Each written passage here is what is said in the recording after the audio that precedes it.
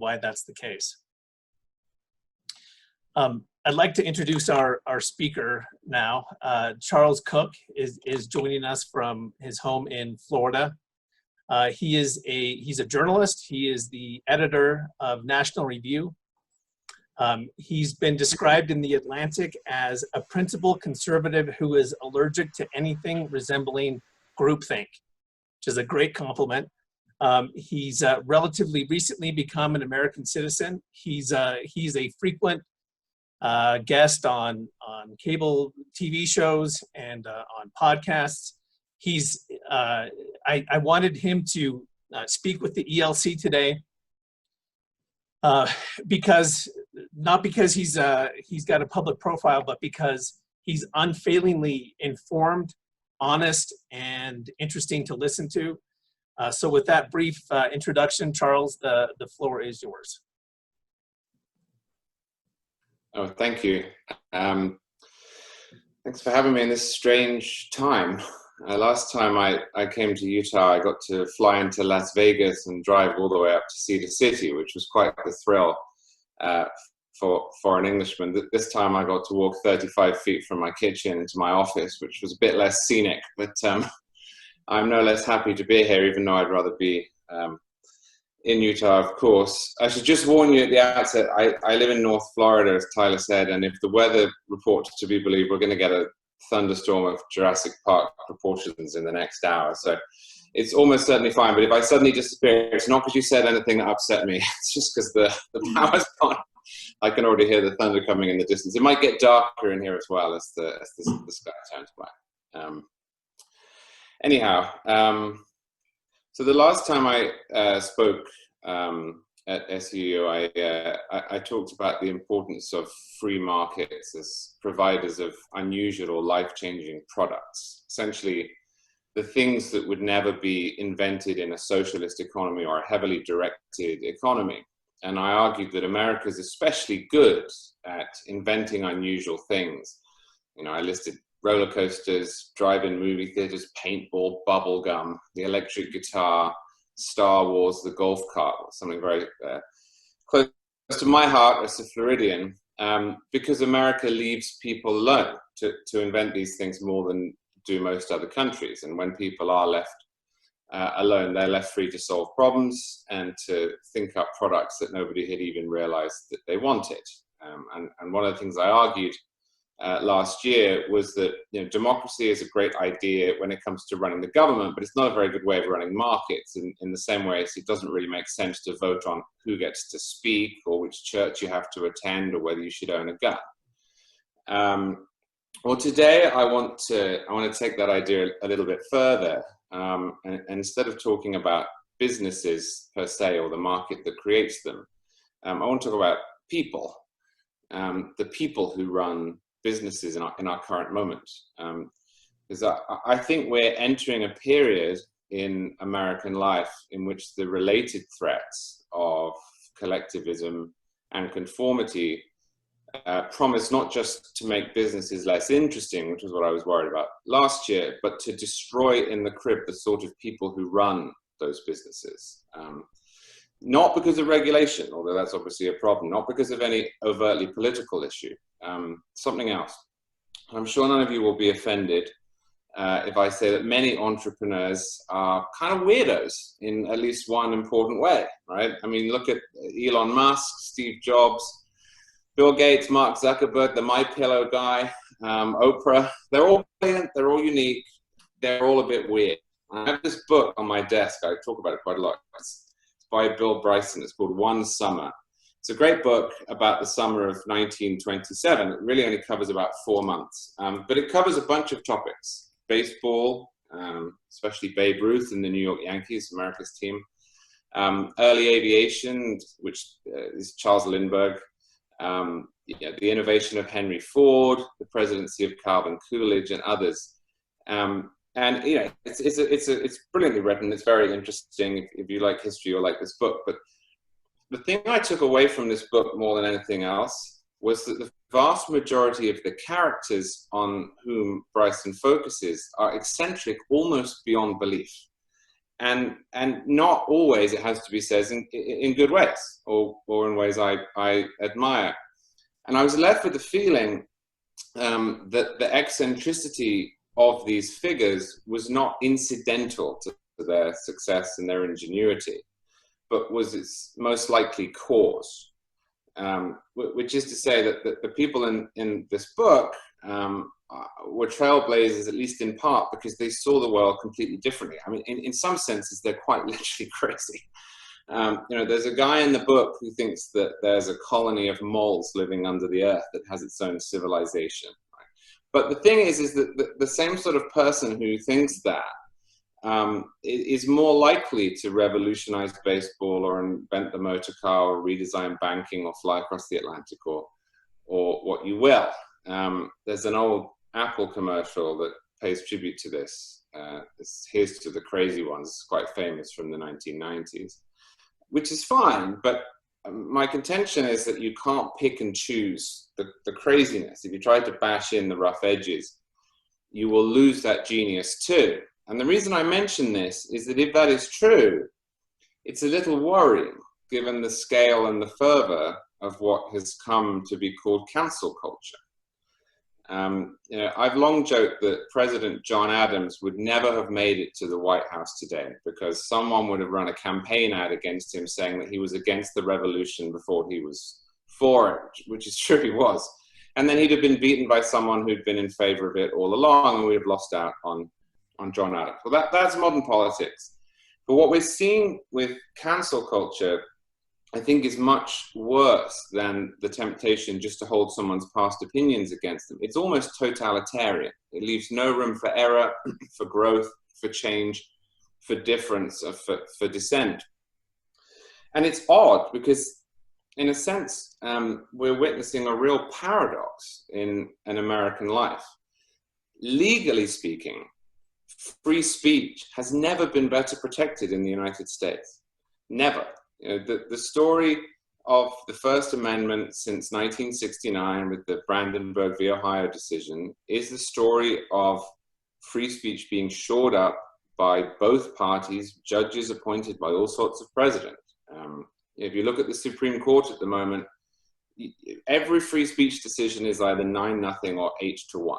And it doesn't matter what the content of the speech is, it doesn't matter what the politics of the speaker is, the court is prepared to defend it. You know, Americans are legally better protected in their speech today than they ever have been, probably than any people ever has in the history of the world. It can be easy to forget this, but you know, it was only a few years between the passage of the First Amendment and the Alien and Sedition Acts.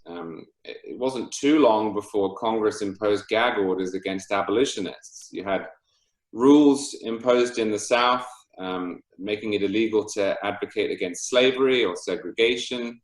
Under Woodrow Wilson, we had the Espionage Act. He imprisoned his own opponent, Eugene Debs. Wilson put in prison a Jewish pacifist immigrant for campaigning against the First World War. You know, this would be unthinkable now, and it's great. And at the same time, you have a country that is more diverse than it has been for a long time. I don't mean that in the racial sense, because this is such a boring thing about someone, what color their skin is. I mean culturally. You know, we don't have the same monoculture as we did in the 50s and 60s, and we don't really have a duo culture either. It's really not true, despite how our politics looks, that there's just two sorts of people in America, Republicans and Democrats. And we have hundreds of different cultures. The country is fizzing with different. Brooklyn is incredibly different to Mississippi. Utah is different to Florida. Montana is different to Massachusetts.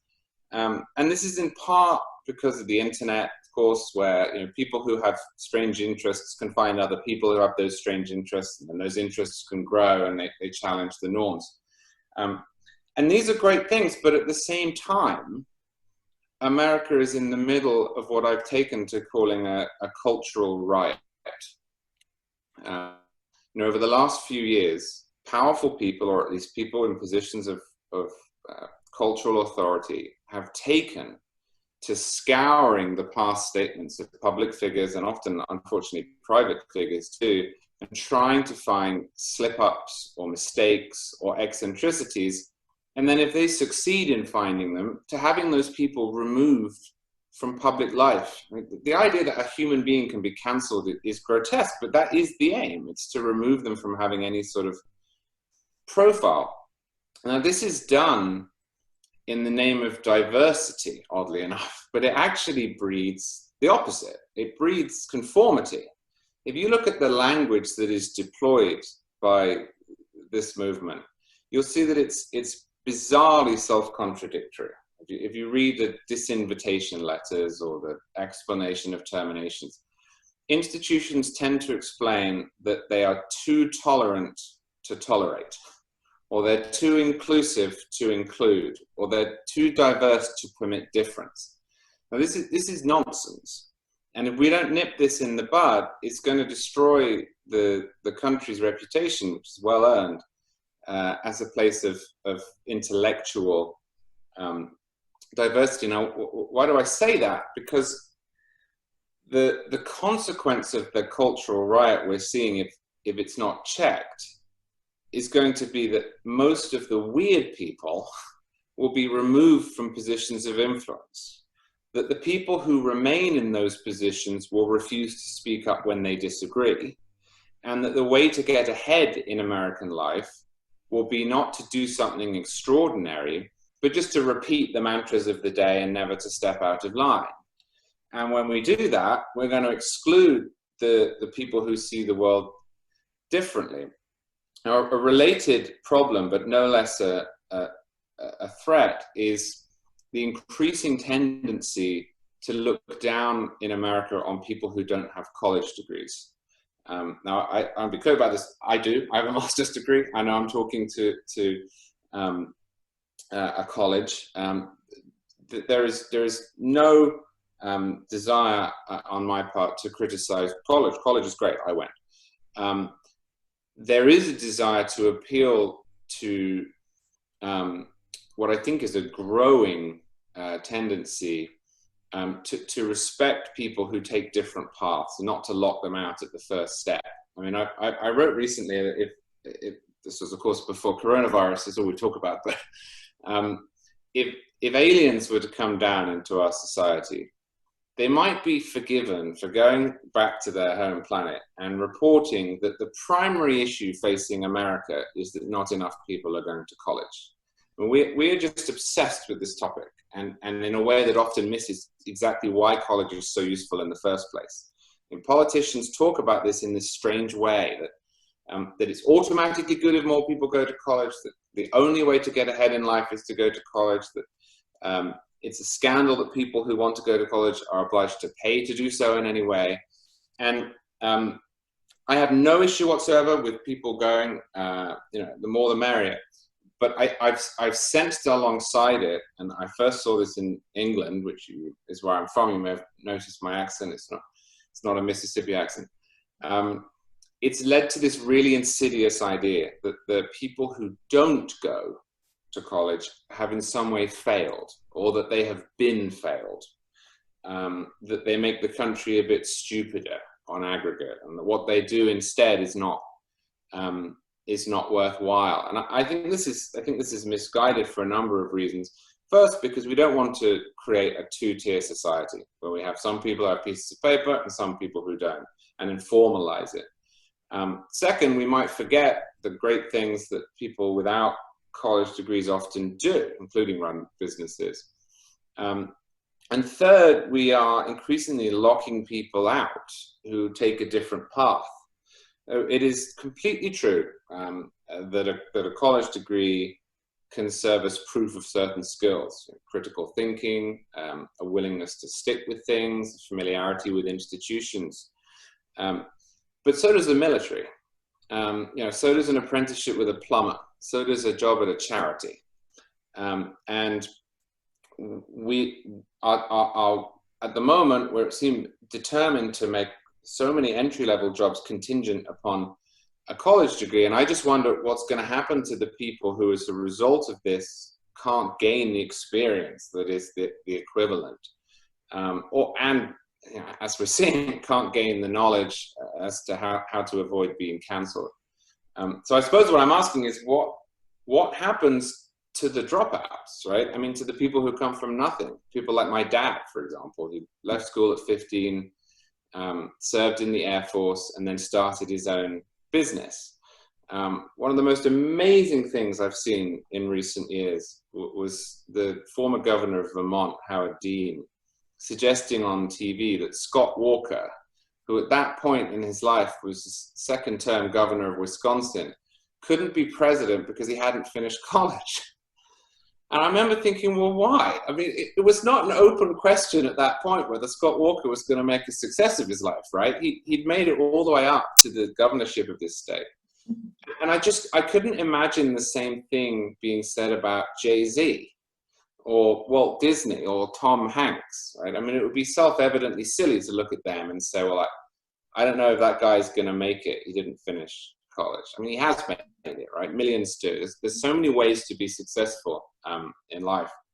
And what I'm trying to say is if we want America to remain this entrepreneurial culture, we don't just have to protect markets formally. We don't just have to teach people about why markets are important. We've got to foster a culture in which those who excel within those markets are allowed to do so, irrespective of where they came from, and irrespective of if they're a little bit different, which they often are. I think at the root of the cancel culture is the belief that those who are doing the canceling are in sole possession of the truth, and that they're obliged to act as enforcers against everyone who is not in possession of that truth. Now, this turns what we know on its head. I mean, in this way of thinking, free inquiry and difference are not the means by which people of differing opinions might try out different ideas, or try to discover truth, or even if they can't discover truth, to hash out compromises based on different values. They're loopholes that permit those with bad ideas to corrupt the perfect aims of those who know what is best. And the problem is that nobody knows exactly what is best. Nobody is in sole possession of the truth, in large part because we don't know what we don't know. So much of the coverage of this cancel culture, which is a very real thing, and it's actually been sort of interesting for me. I've been working in this area now for 9 years, and maybe 8 years ago, the idea that this was happening was dismissed, and then 4 or 5 years ago, it was acknowledged, but people said, "Wow, there's always been excesses within academia." It was true. And 2 years ago, some of the people who'd been denying it in the first place started to get cancelled. And they started to write pieces saying, "Oh, well, actually, this might be true." But anyway, much of it, because journalists write about themselves, we can't help it. So much of the debate around cancel culture revolves around free speech. And I think that's fine. A lot of it focuses on the evil of intolerance, which is fine too, and also what it does to old institutions like the New York Times, which now has an opinion section that's not allowed to publish opinions. But I think we should start thinking seriously about what happens to our culture if all the oddballs and the dropouts and the dissenters are forced to the margins. At that point, who is it who stands up and says, what if? Who's going to object to the way things are being done? I mean, who's going to invent laser tag? It seems unlikely to me that the answer to that question is the Committee for Public Safety. So, yeah, here's to the crazy ones, but we have to accept all that entails if we want to keep our culture intact. Well, thank you for listening. I'm happy to take questions on anything, including the presidential elections, such as it is. It doesn't seem to have happened yet. I'm sort of waiting for it to get going every day at work, and it's still not like that. So. Hey, I have a question. You know, I'm wondering your observations on the cancel culture. How much of it is real numbers of people versus amplified voices on social media? Yeah, I mean that's a great question. And in fact, if you spend time on college campuses, the vast majority of students will tell you, as I'm sure many of you have experienced, like, well, this is a quite a loud minority. It is. It is, but it's an increasingly powerful minority, and in some areas they've co-opted management. I mean, a great example of this was what happened with Tom Cotton's op-ed at the New York Times. Now, I'm a different sort of conservative than Tom Cotton. I'm a civil libertarian. If I have to sort of side with the defense lawyer or the prosecution, I will pick the defense lawyer. But Tom Cotton's op-ed that was sort of retracted really was not expressing anything particularly out there. Polling showed that 55% of the public agreed with him. For those who didn't read it, he suggested that the federal government send in the National Guard to quell the rioting, because it seemed to be endless. And staff at the New York Times said, well, this makes us literally unsafe.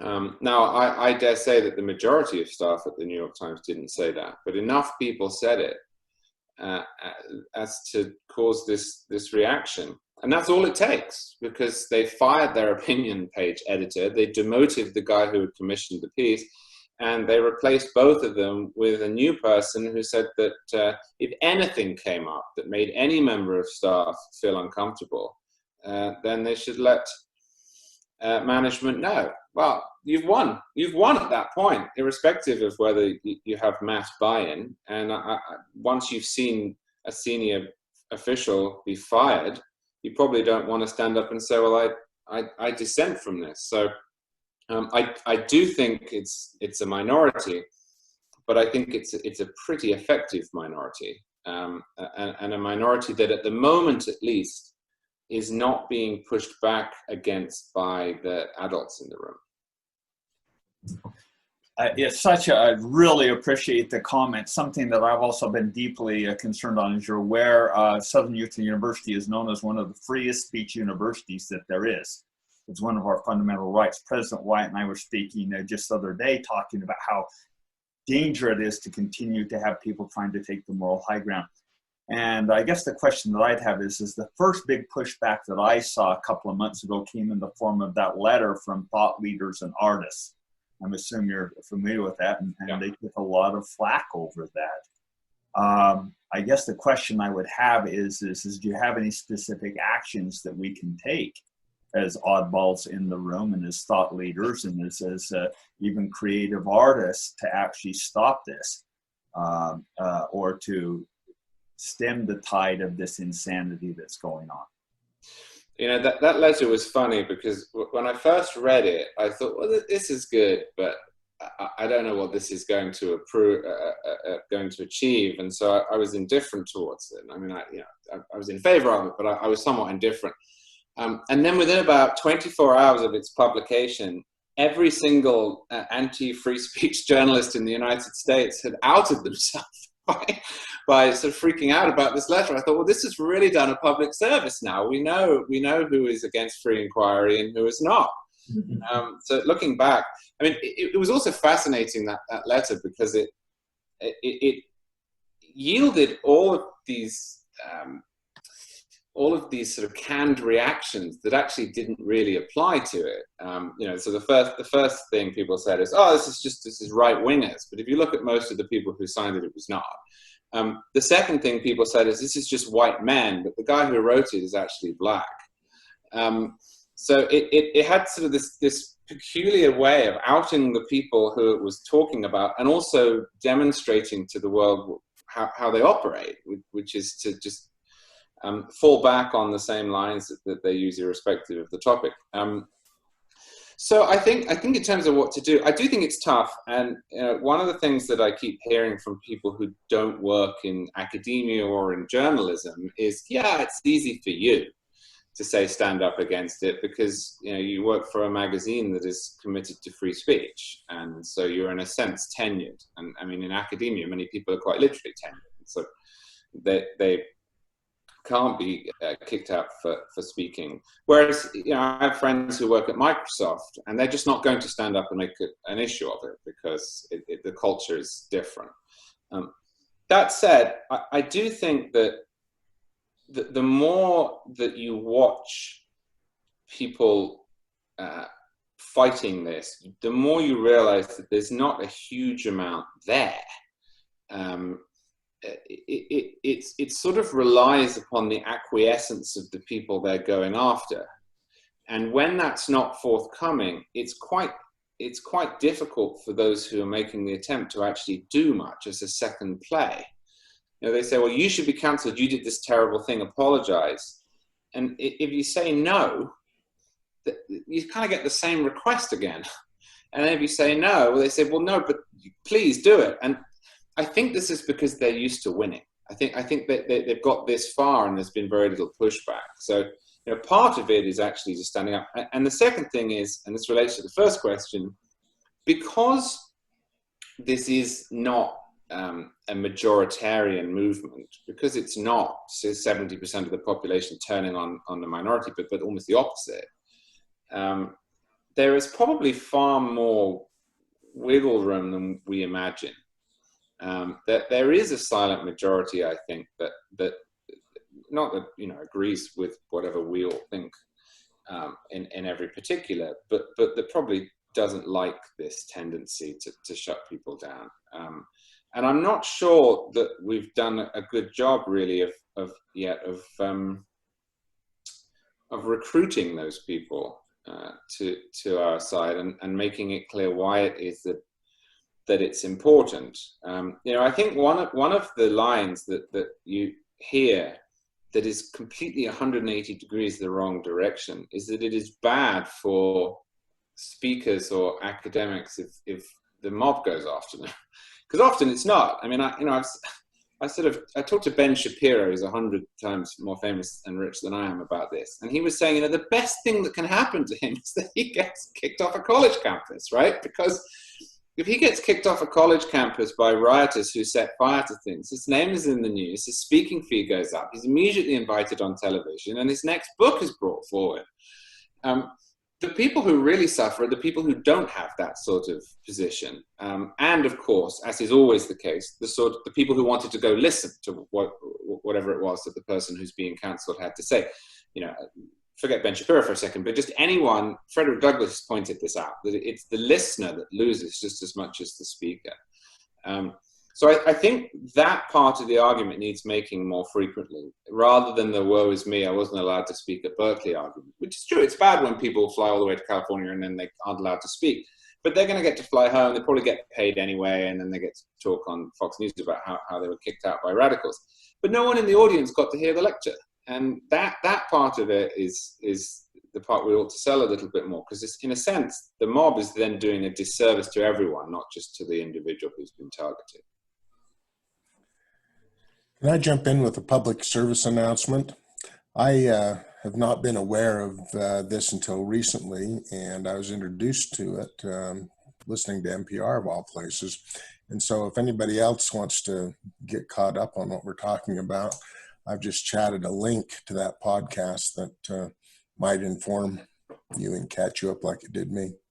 Very interesting stuff. Thank you. So Charles, I just have a quick question. It may be very, very similar to Rich's question, but you talked about the adults in the room, standing up to this cancel culture, et cetera, and Rich mentioned that we're some of those weirdos, we're some of those oddballs, and I equate that to some of the adults in the room. How do we as non-journalists, right, how do we do that? what's the best way to do that? And do you have any recommendations on how I consider myself maybe a silent majority? It's you called the minority very powerful, and I would agree with that. As a somewhat silent majority, what is my outlet? How do I fight against that culture? Yeah, so one part of it, I think, is striking at some of the presumptions that are trotted out here. So one of those presumptions is that somebody you don't like speaking makes you literally unsafe. I mean, that is just false. It might make you upset. It might make you feel unwelcome, but it doesn't make you feel literally unsafe. And if it does, then there's something wrong with you. I mean, American law is very clear on this. The United States has the strongest free speech protections in the world. The First Amendment is not absolute, but at the bleeding edge, there are a few regulations, and they all have to do with incitement, and incitement has to be imminent.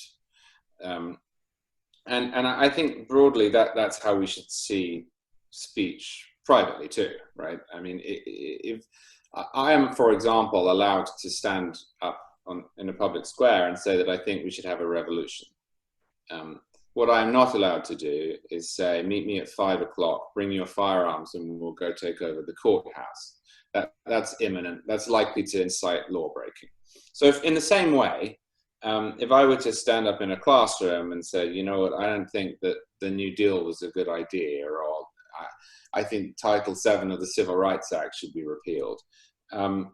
That just does not come under the safetyism element. Whereas if I were to say, you see that student over there in the corner, yeah, the one with the yellow backpack, let's get him. I mean, that's a very, very different thing. And unfortunately, we've come culturally to conflate these things when they really have nothing in common. The second thing, I think, in terms of striking at the root of this is to invert the presumption of who is protected by cancel culture and by censorship. I personally can't think of anything more patronizing than to tell a minority student or somebody who is historically on the margins that they are just incapable of competing with and engaging in conversation with everybody else. You know, I did a debate at Kenyon College with a guy at NYU called Ulrich Baer, who's just written a book defending restriction of speech on campus. And he said this over and over again, that look, there are just many students who are historically disadvantaged who need my protection. I mean, he's a white man. That is extraordinarily patronizing. I can't even get my head around how patronizing that must be to everyone who is not a white man. I mean, he seems to see himself as a savior. And I think that part of it needs pointing out. And the last thing that needs pointing out to people who are tempted by this is that it is simply not the case historically that the shutting down of speech has benefited the powerless. And it is the opposite that is true. Historically, the people who shut down speech are the people who are in powerful positions. And power does not always lie in the same place. And it lies in the same place when it does for a short period of time before being handed over to somebody else. And the idea that the people who are currently in charge, who are currently able to cancel people because they have lots of Twitter followers or they work at a major newspaper or what you will, the idea that they are always going to be able to do that is I think, a silly one. And I think, if nothing else, we should be trying to appeal to the self-interest of those who have decided to take this course by pointing out that one day they might be on the end. You might be able to hear the thunder of the Jurassic Park storm is on its way. So yeah, it's a difficult one, but I think a combination of refusing to give in and to questioning all of the premises beneath the argument will make some leeway. There's some headway. Sorry. Charles, can I ask you to continue your thought on that point for John? Do you feel like the foundation of real influencers in the country, real influencers in this country now, I mean, by real people who actually do things that matter for longer than a few minutes on an Instagram post or a Twitter post, do you feel like there's really a groundswell there that exists that's significantly driving the behaviors of this, I guess, a conservative base or the silent majority? I think that people who are driving this have found themselves in a position of some influence and authority, and they have in many cases been taught that there are magic words that they can say that will make other people be quiet. And I think that they are, as are all human beings, flawed and are taking advantage of it. You know, if you look at the American constitutional order, the great genius of it, the ultimate insight that sits below it is the observation that men are not angels, and that they will never be, and that they will always be ambitious and in some cases venal, and that you therefore need checks on their power and you need to counteract ambition with ambition. You know, I don't mean this in an explicitly religious sense, but underpinning the whole idea of America is an acknowledgement of original sin. And I think that the people who are spearheading this are no different than the people who spearheaded such movements in the French Revolution or in the Roman Empire. And it really is going to take a pushback, ultimately from the public, but in the short term from people who have the capacity to say no. Now, you know, there's been some good work on this in universities with letters of academic freedom. I think the University of Chicago famously changed its rules. Said explicitly, you will probably be offended if you come here. That's what universities do. And in corporations as well. But it's just, it's very difficult for people to be the one who stands up. So I'll say another thing that I find extraordinary is that like, this seems to have taken hold in the two places in the world where you would expect at least, or at least the two places in the world that are explicitly set up to do the opposite, which is the university campus and the journalism world. I mean, in theory, you should have the least censorship and least cultural pressure and least bullying in universities and in newspapers, because they're supposed to explore the world and invite and encourage and accommodate all sorts of different people. And yet you probably have more diversity of thought now in your average bowling league than you do at a major newspaper and in many universities, although not all, of course, present company accepted. So, you know, I think that it is people who have realized that they have a chance to exercise power and haven't been stopped. And the only way that's gonna change is if we do it.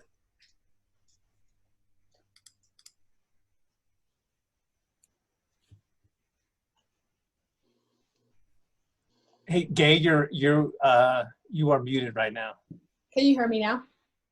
So I've been reading this book called Them. I don't know if you've ever heard this book, but it made me think about something. It's a phenomenal book. It's by Ben Sass. Anyway, one of the things he talks about, and as a journalist, I'm curious what your thoughts are. He talks about, you know, a lot of us, this click, you know, people scandalous, outrageous, those are the things that sells. Good news or bad news, those are the things that sell.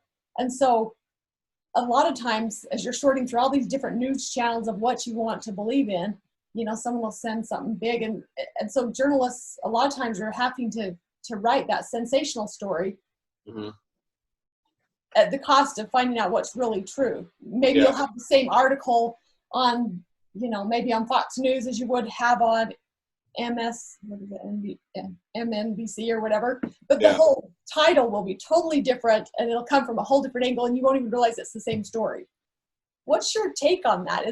Do you find that to be the case too, that you're just pressured to make sure that it's more so that people click onto your news story than actual news? And then that's causing a lot of tribalism too. Yeah. That's causing a lot of just really separation. And then everybody gets angry and they write their little comments at the bottom of every article, and the more comments you can get, the better. And that's kind of causing a little bit of a fragment in finding what's really. Yeah, no, it's very difficult. On both sides of the, you know, both right and left, you get some of that. Have you noticed that as a? Yeah, well, I think there's two things that have driven this. The first is that the internet is a bit strange in that it's sort of a feedback loop. If you look for what you are rewarded on the internet, it is engagement, and there's no gatekeeper. Now, there are many ways in which that is good. I don't know how many people would want to return to a world in which there were 3 news channels and in Britain 1, which was run by the government. But one of the big downsides to the internet is that it rewards outrage and hype and exaggeration and emotion. And so if somebody tweets out something that may not be true, but that feels true, or that people would like to be true, then it is shared far and wide. And if it's shared far and wide, more people see it, and perhaps more people believe it, and more people click on it, and it becomes a self-fulfilling prophecy, which, say what you will about CBS News in the 1950s, was just simply not true. There was a power there in a different way, in a problematic way, in that, you know, Walter Cronkite used to finish the news. Jonah Goldberg likes to point this out, you know, by saying, well, and that's how it is, right? Which is an amazing thing for, I said, the voice of God, but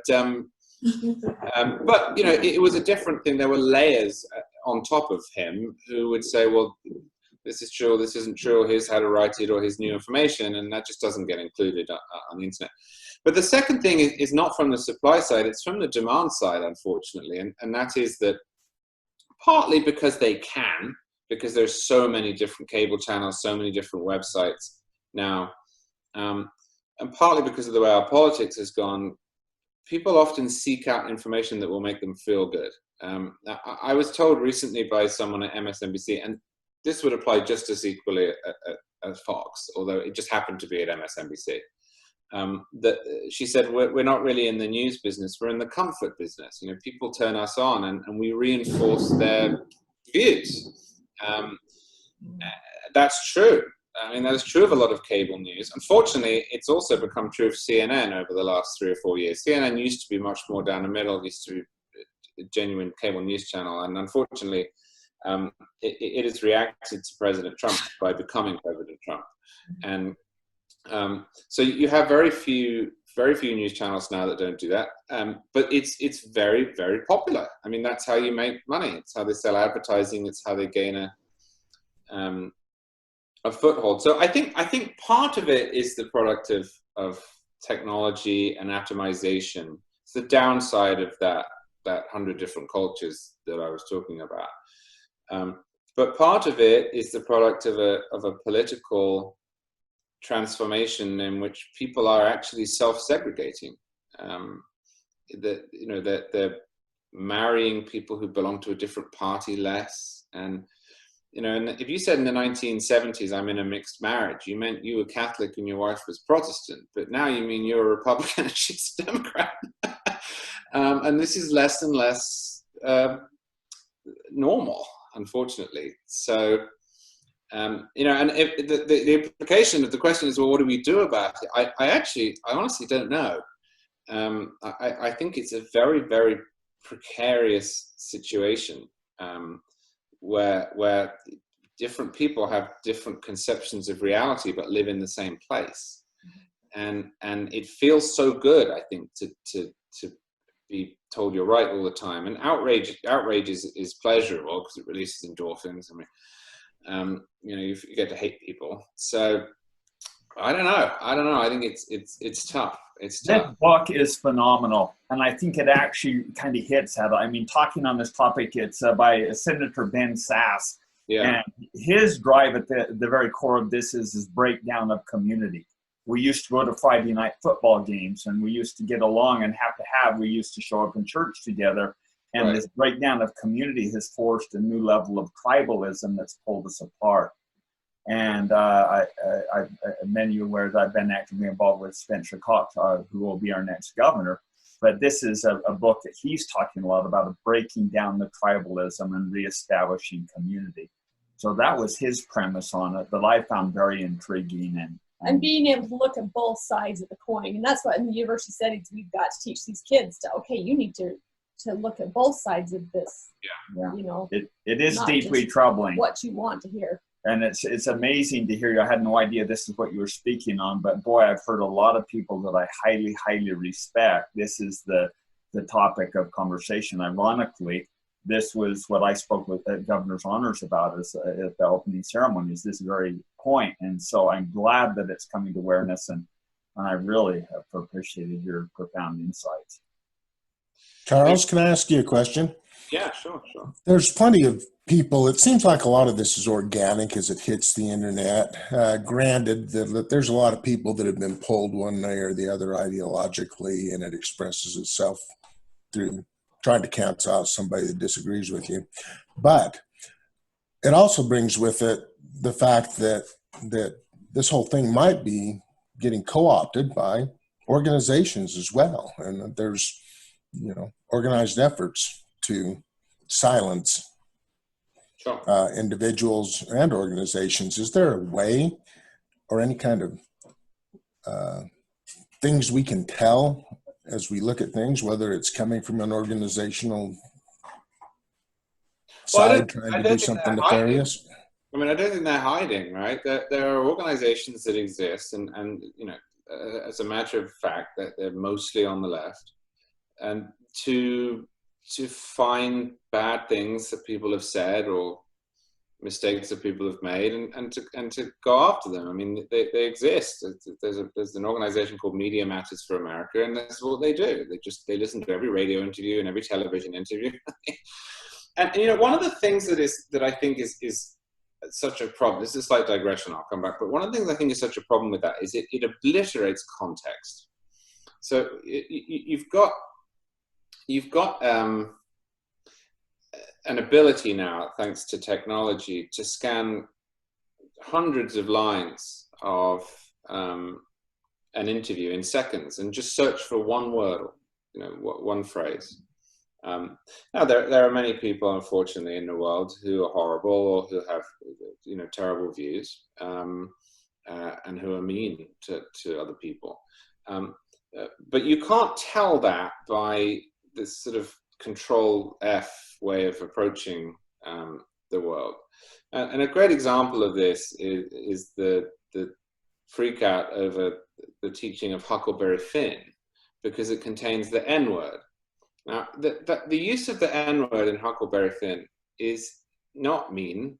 It's not bigoted. At least insofar as it is, the point is to highlight the insidiousness of racism and of slavery. It's not an endorsement. And yet some libraries and some colleges have decided not to teach it anymore because it contains this word, even though the word is used by Mark Twain to demonstrate the stupidity of racism. And some of the organizations that you're talking about, again, they're not hidden. They do this for a living, and then they set the information out there, and then people act on it. I mean, there's an organization called Sleeping Giants they go after anyone who advertises with people they dislike. And Media Matters does this in politics, and I'm sure they exist elsewhere. There's a good example of it 2 days ago. There's a candidate in I believe it's North Carolina, who's running for the House of Representatives, and he's in a wheelchair. I think he's 25. And they found a picture from 2017 where he and his brother had gone to Germany to the what's it called, the Eagle's Nest, where Hitler's retreat, essentially. And he had this picture of him and his brother there, and he'd written in the caption, you know, this was a bucket list item for me to see. You know, it was so odd being. He said it's so odd being here with my brother, because where supreme evil slept. Right now, I don't know about you, but that doesn't sound like to me it's an endorsement of Adolf Hitler, calling him supreme evil. But because he'd used the word bucket list, this went around the internet. You know, somebody was employed to look through all these old posts going back 3 or 4 years. They then put it out, and then of course his opponent put it out. And you know, it's cheap. It's cheap, and it's really not indicative. But that there are people who've been paid quite a lot of money to do it. And I don't think you can fight that at the supply level. That there are always going to be political ads and opposition research. There's always going to be people who try and dig up dirt on people they dislike. Where it has to be solved, if it's going to be solved, is at the demand level. I think we have to continue to make the case ultimately for grace. Say, look, even if he had said that, he was 21. You know, another good example of this was the Heisman winner. His name is escaping me. He's the quarterback now at the Cardinals. But on the day that he was awarded the Heisman Trophy, some newspaper went back through his old tweets and found some stupid things he'd written when he was 15. He was 15 years old. And they put them all over the front pages of the sports pages, and they asked him about it. On the day, this has got to be the best day of his life, right? I mean, now everyone seems to agree that this guy is a fabulous young man. He's a very, very talented athlete. He's now a role model. And when he was 15, he wrote some stupid stuff on the internet. And I just think culturally, the opprobrium should be directed at the editor who decided that that was a good idea, to go after somebody for what he'd written when he was 15 years old. It really has nothing to do with him now, rather than at this athlete. And that's the change we'll need to bring about, because however many institutions and organizations exist to do this, that they're not going to go away until, you know, your average reader says, I don't want you to do that to this guy.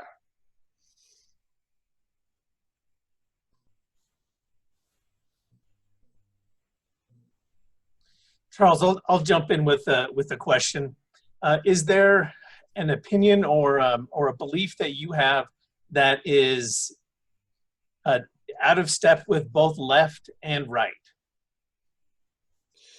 Oh, well, I mean, I have many opinions that are out of step with the right. You know, on criminal justice, for example. You know, I would also legalize all drugs. I'm not pro-drug. I think they're stupid, but I don't think that our attempt to fight them has worked. And in fact, I think it's probably cost more than it's achieved. And much as I love tax cuts, I'm not convinced we can just keep cutting taxes while not cutting spending, because I look at my 2-year-old and I think, well, he's going to end up paying for this. But that sentiment is out of fashion on the right. I don't know, on both, out of step with both. It's a great question. I never really thought about it in those terms. I mean, well, maybe this is sort of a revealed preferences thing. I'm extremely uncomfortable with the the amount of federal spying that we've slowly built up since 9/11, that seems to be routinely reaffirmed and refunded and then used by presidents of both parties. And I'll say I'm astonished that the last 19 years haven't changed people's view. I mean, you know, that there was a considerable amount of outrage over the way in which this Crossfire Hurricane program was used to essentially spy on President Trump before he was the president. And so you read piece after piece after piece saying how it was inappropriate, which it was. And you hear political speech after political speech, and then about 90% of those people lined up to reauthorize it last year without a single change. And I find that somewhat incredible. You know, and again, this is more a traditional, probably a thing that you would disagree with the left on, but going back to entitlement spending, both candidates in the last election were against reform. And I read so many analyses that said, well, this is very smart because the public is against reform of entitlements, which is true. But I mean, at a certain point, it's just math, right? We just don't have enough money to pay for them. And if you go back 12 years, I was not a fan of Barack Obama, as you might imagine, but I will give him credit for this. Barack Obama used to say pretty open, we've got to do something about this. He tried to put together a commission. He didn't pretend it wasn't a problem. And both sides of the aisle seem to be adult enough to acknowledge, okay, we have a spending issue that can't be made up just by raising taxes. And now, if you look at this election, such as it is, and neither side will even acknowledge it. The Democratic Party wants to expand the spending, and the Republican Party either has done de facto or is just indifferent and doesn't want to say it because they don't want to upset older voters, which again makes total electoral sense. But I really don't know where that's going. So I'm probably out of step on that, but that's an easy thing to be out of step on, of course. I'd love to hear your thoughts on the presidential election. I know it's really sensitive, but it doesn't feel to me that there's any adults in the room. Well, I mean, it's odd, isn't it? This is a strange moment because the people, partisans on both sides of the aisles seem to think this is the most important election ever. You know, the rhetoric coming out of the pro-Trump crowd is that if Biden wins, then it's the end of America, and the rhetoric coming out of the Biden crowd is if Trump wins, it's the end of America. The stakes have never been higher and all of that, and yet the two people that they have chosen to represent them in this most important election ever are Donald Trump and Joe Biden. It's actually kind of astonishing. So, you know, I mean, it's odd. It's certainly odd for me because there's none of the usual waypoints of an election year this year. There's no conventions. There's no rallies. There will, I think, be debates. But by the time the debates happen, a lot of people will have already started voting. So it's an unusual year. I think it's a toss-up, actually. I'm more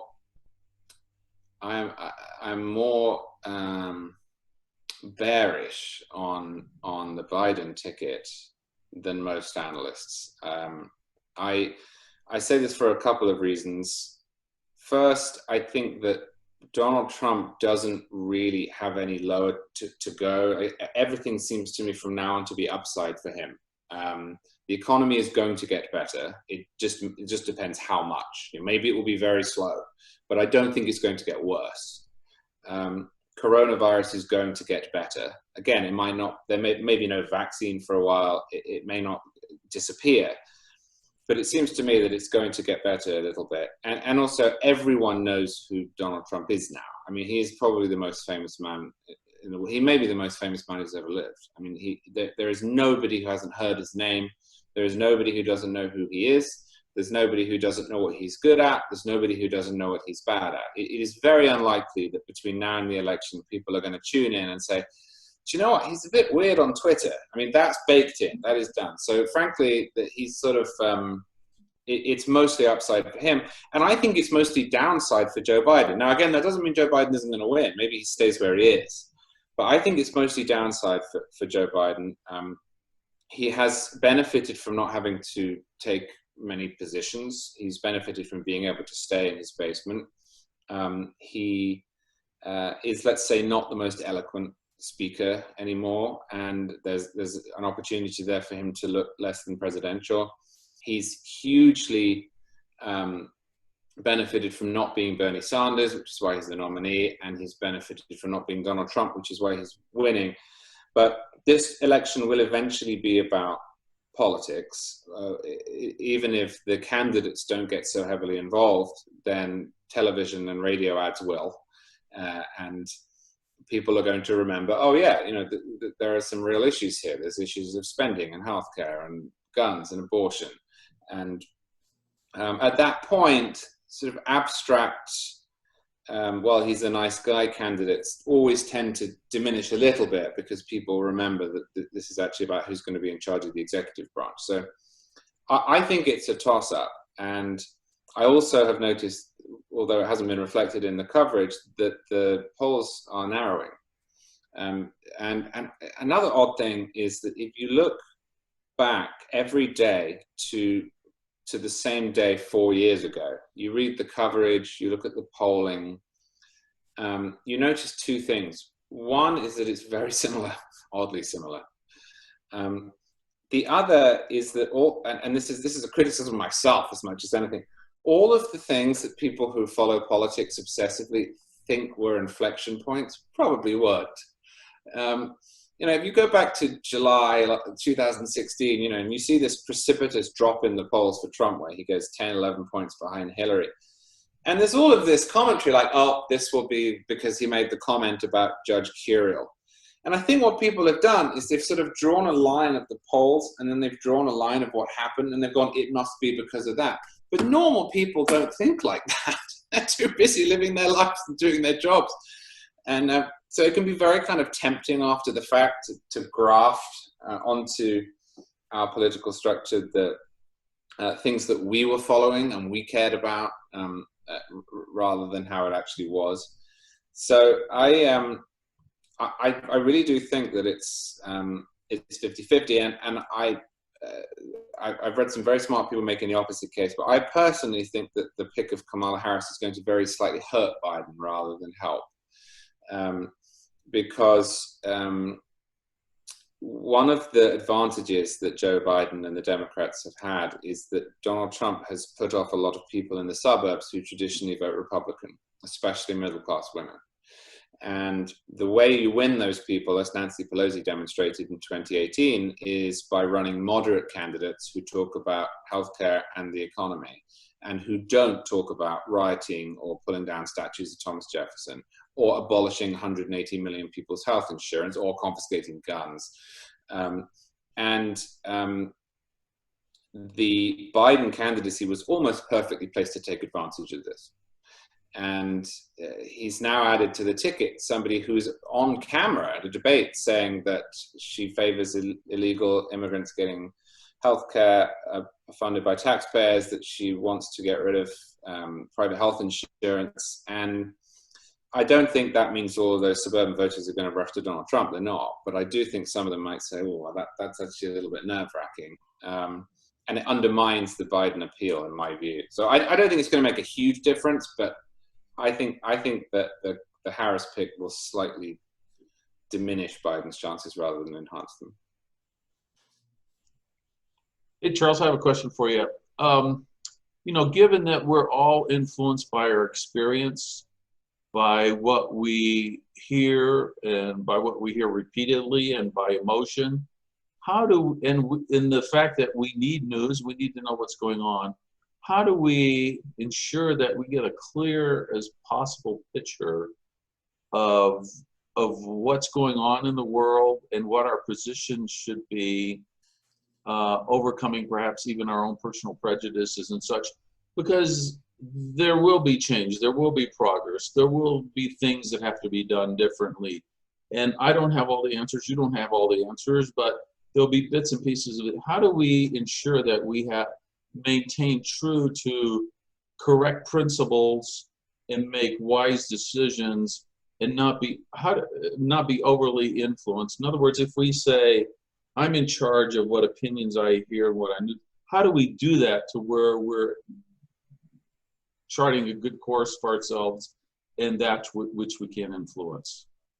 Yeah, I think there's two things. I mean, the first thing I try to do is just read as much as possible. Now, I think that it's difficult at the moment because, you know, it was mentioned earlier that you have these sort of echo chambers, and they sometimes actually make it difficult to find out anything. I found it very frustrating during this coronavirus outbreak, for example, to try to find, you know, objective information that isn't filtered through some political objective. Either the president is the greatest man who's ever lived, or he's personally infected everyone in the country.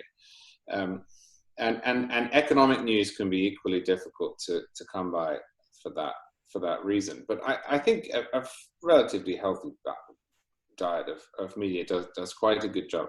But, you know, the bigger thing for me is that there is a tendency in politics to assume, and I think a lot of the people who write about politics think this too, that what separates us out from each other is that some people know facts and other people don't. And I don't think that's true at all. There are some people who don't know any facts, that's true. And there are people who are wrong about things. You know, for example, I think about 1/2 of Americans believe that the foreign aid budget is, you know, half of our federal spending when it's 1%. That's a fact. But what actually separates us out is not really, especially if you know, are concerned enough about this to ask a question, so you probably already do it. What really separates us out is not our willingness to find out information, but the values we hold, right? I mean, that's the political difference. So you can have two people who know exactly the same things and just vehemently disagree with one another as to what that means or whether it's acceptable. A good example of this maybe is gun violence. So gun violence peaked in about 1993, and it has dropped every single year since then, dramatically, actually. You often hear people on television saying we're in the middle of an epidemic of gun violence, but it's nonsense.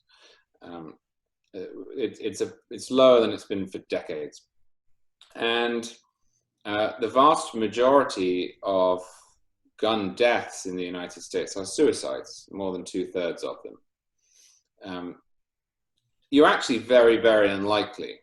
I mean, obviously it happens and it's terrible, but you're very unlikely to be shot as a non-gang member who isn't intent on killing himself. You're actually very unlikely to be killed by a gun in America, even though the numbers are higher than elsewhere because there are so many guns. And, you know, I've sat with people with whom I'm friends, and we've looked at exactly the same numbers. And because I'm a strong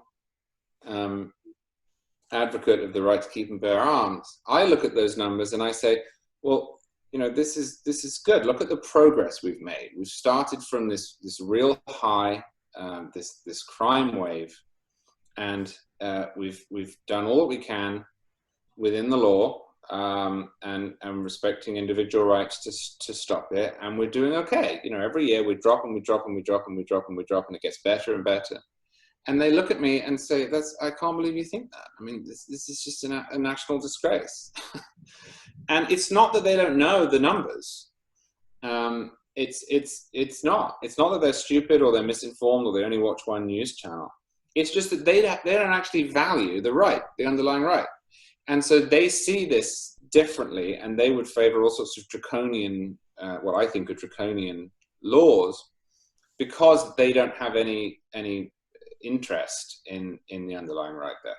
And I just think that's true across the board. I think that's most of our political differences these days. It's not really because people of good faith are misinformed. It's just that they have different ways of seeing the world.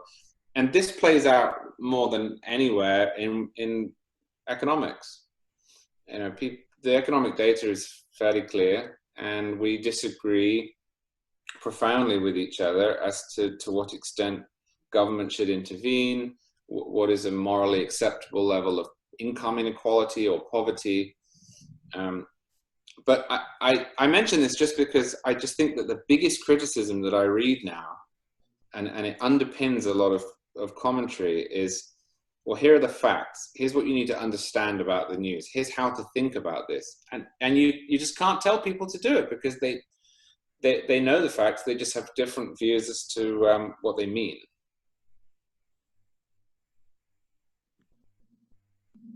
I have a question for you, Charles. First of all, thank you very much for all of your insights and opinions. You know, we hear united we stand and divided we fall, and we hear a lot of division. One thing, though, where we seem to be united is actually around unfavorable views of China. Some statistics I heard has been a major shift in American opinion on China. And I'm just curious to hear your thoughts. Are we entering a Cold War, and do you think that could potentially lead to a hot war?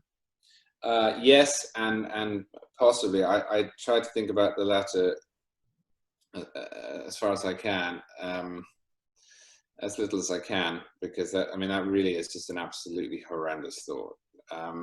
Certainly a Cold War. I mean, look, there's never any excuse to stereotype individuals or to ever be rude to or think less of somebody because of where they're from. But the Chinese government is absolutely worth disliking.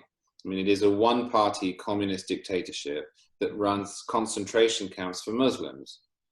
There's nothing ambiguous in my mind about that. That it is, and it has been for a long time, a force for ill in the world. The coronavirus outbreak is related to China. China steals our technology. I am less convinced than many that we need punitive measures against this, but China does not envision free trade in the way that we do. They see it as a means of gaining a foothold. I think that there has to be a shift in our attitudes towards China. I mean, and it's just so odd from an American or British perspective too. I mean, here's a fun thing to do, right? So look up the path that data takes into China if the website is critical of the Chinese government. It is intercepted. You can see it. You can see it if you use the right tools. You can see it. It is intercepted and it gets rewritten and then sent out to those who are requesting it. I mean, this is a bizarre thing to imagine as an American, where we can look at and discuss whatever we want. Where it's alarming is that China doesn't just wish to do that within its own borders, which would be a problem, but tolerable for Americans.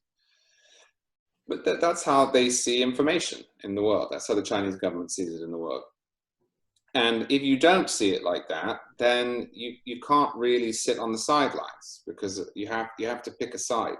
I really, really hope that when I say pick a side, I mean diplomatically. I really hope that this is limited to monitoring of who's spying, protection of patents, trade, the maintenance of American military supremacy so that there is not a war.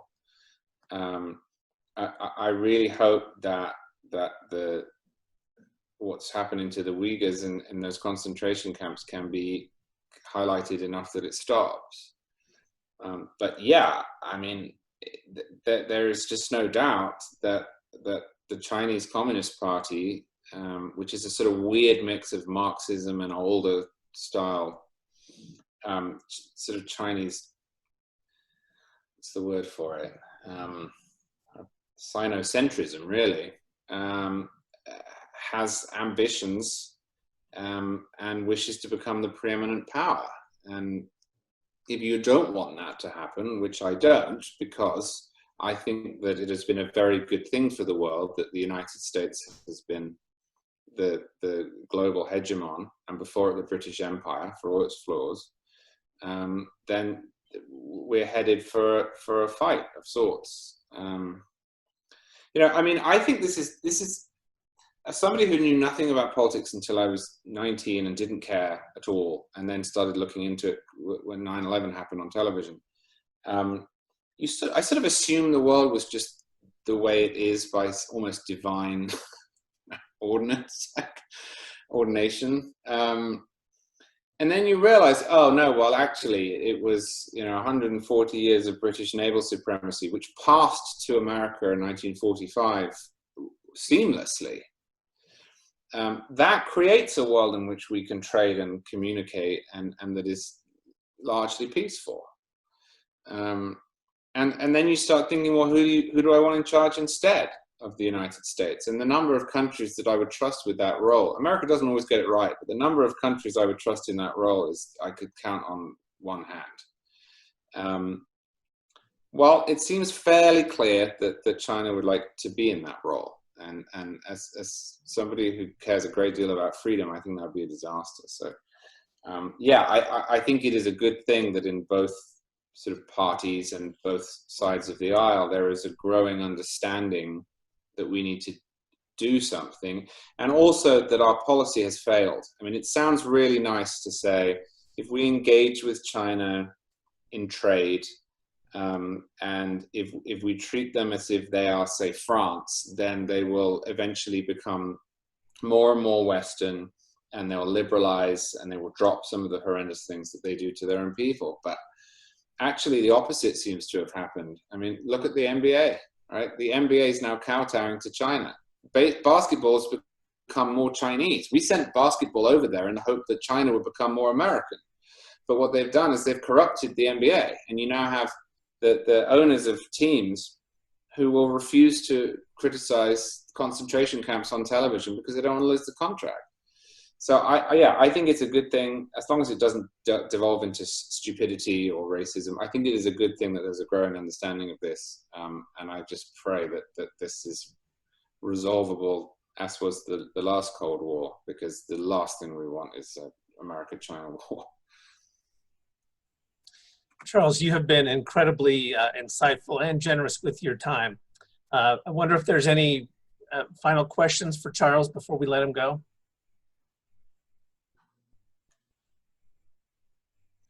Hopefully you've got an umbrella and. Oh, I'm not going out in this. This is nuts. I'll stay in. I remember a quote from Jurassic Park. You mentioned it's a Jurassic Park storm. I think he says, some of the worst things imaginable have been done with the best intentions. That's right. That's right. Which is they will stay inside too in Jurassic Park. Anyone who leaves in Jurassic Park gets eaten, so I think I'll stay where I am. Great. Thank you so much for joining us. All right. Thank you, everyone. I really appreciate it. Thank you, Charles. Thank you. This was wonderful. Thank you. Thank you.